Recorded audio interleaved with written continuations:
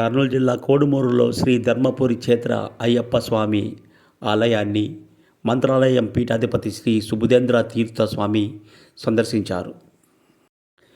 పీఠాధిపతికి ఆలయ కమిటీ నిర్వాహకులు పూలరథంలో ఊరేగింపు నిర్వహించారు.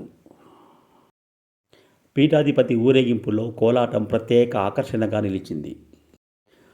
అయ్యప్ప స్వామి ఆలయంలో పీఠాధిపతి ప్రత్యేక పూజలు జరిపారు. అనంతరం పీఠాధిపతి జరిపిన ఆధ్యాత్మిక ప్రవచనాలు భక్తులను విపరీతంగా అలరించాయి.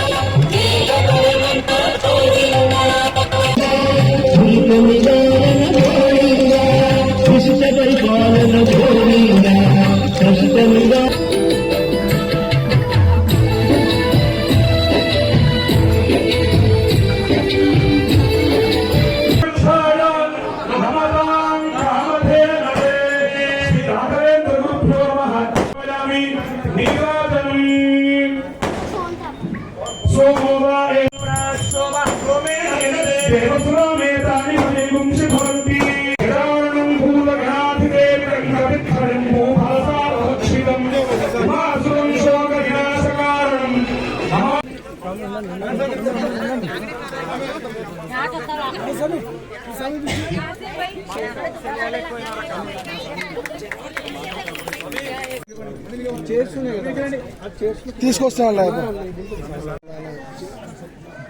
నందస్వామి, అది ఖాళీ ఉంది, పమ్మ ఉంది, అడసు లాస్ట్